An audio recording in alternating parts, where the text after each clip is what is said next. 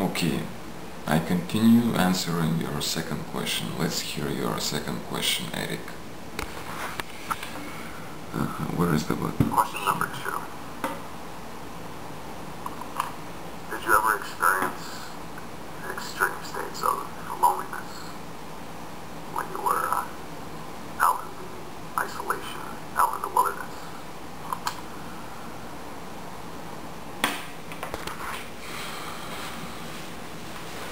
Another good question. Very good question indeed. Yes. It is very natural and very normal to experience loneliness. And I believe that if you don't experience loneliness when you go to meditate, when you go to retreat in particular, if you don't experience loneliness, then something is wrong. Loneliness is your death of your identification with what you think you are. Because when you live your comfortable life and when you are immersed in many things, with your friends, watching movies, doing things, all of the time you are given this food for your self-identification, if you understand what I mean. You meet with a person and this person speaks to you and this person has his opinion about you and treats you in a particular way, and it reminds you of who you think you are or who this person thinks you are. In this way creating this identification, this false identification with some ideas, with ego, you know. Over time it gets constructed. When you go alone, when you go to retreat, there are no people. There are no things to forget yourself. I mean, you go to meditate and this is what happens in meditation, is that you have to face yourself. You start to face yourself because there are no other things also. When you are in your house, for example, you can watch some movies or you can do something. There are more distractions, and these distractions are very accessible. But when you go to retreat, these distractions, they are not accessible. You can listen to birds chirping, singing, but it is not such a big distraction. This is meditation rather than distraction. So you are not being given food for your self-identification with what you think you are. And this self-identification that you have, that in fact is false self-identification, it starts to die. It's not being strengthened, it's not being fed, so it starts to die, it starts to change, it starts to fall apart. And when it starts to fall apart, it is very painful, because it is death, because what you identify yourself with is dying. And as a result, you start experiencing loneliness indeed. And the loneliness you experience is extreme. So it is very natural. And it happens all the time. And yes, I will be crying and crying and crying, and this pain would be really a big agony. Very painful, this loneliness, death. It is the most painful feeling actually that human individual can feel. Apart from physical pain and spiritual pain, it is this pain.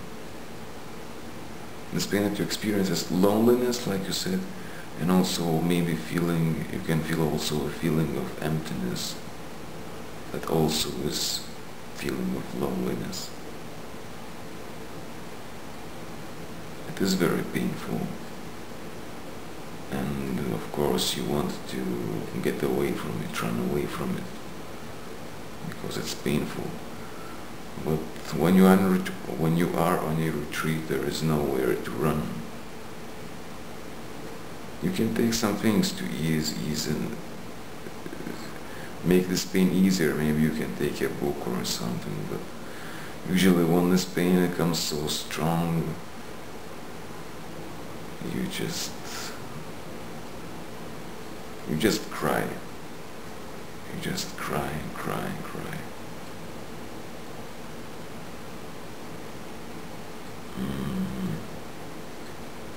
And it is good. You have to experience it, and when these moments come, be happy for it, even though they are so painful and they are so intense. But these are the moments when you change and when you transform. Because these moments of loneliness, they do not last so long. They can last usually they last some hours for me. When it becomes intense, really intense, it would last like 2 hours or 1 hour, being very intense. A lot of crying, a lot of pain. But when it goes down, something changes within you, and this loneliness changes into love, into fullness. You felt lonely, now you feel opposite of being lonely. You feel, even though you are alone there in the woods, for example, yet you feel so full in your heart, in your being, that you are really grateful for existence.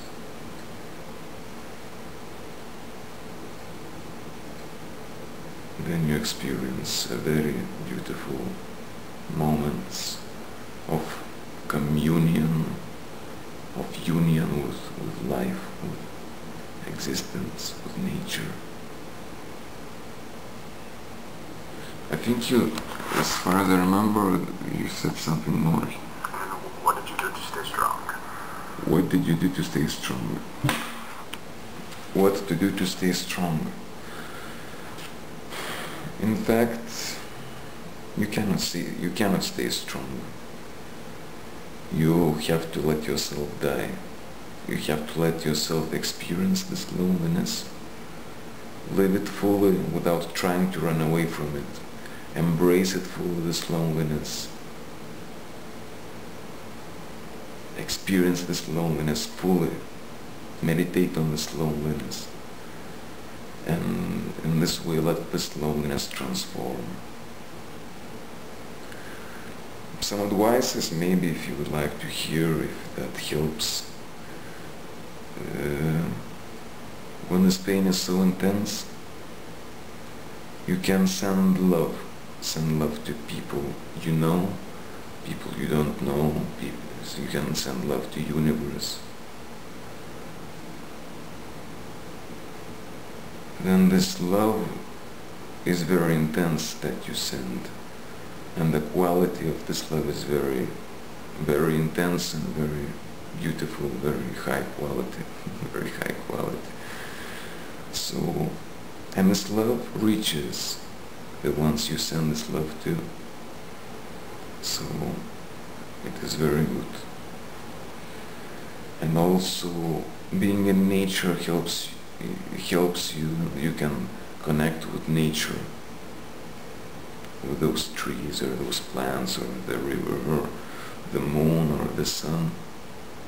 When you feel lonely, when you feel bad, share this loneliness with them. You can speak with them, you can feel them, you can speak with them. There is no problem about that. You're not being crazy, you're not being insane. These trees and these plants, they can hear you and understand you better than other human individuals. So,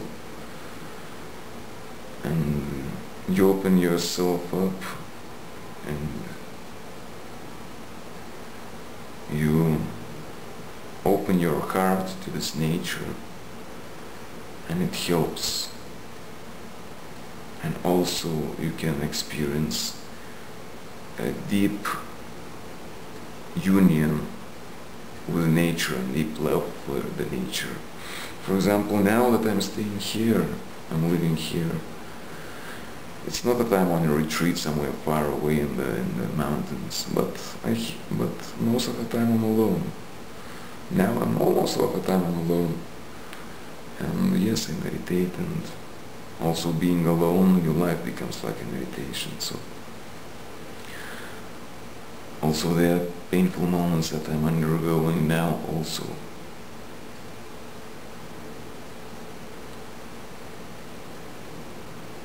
Lots of things I'm facing now, because as you may know, I was having hard times for a long time, and I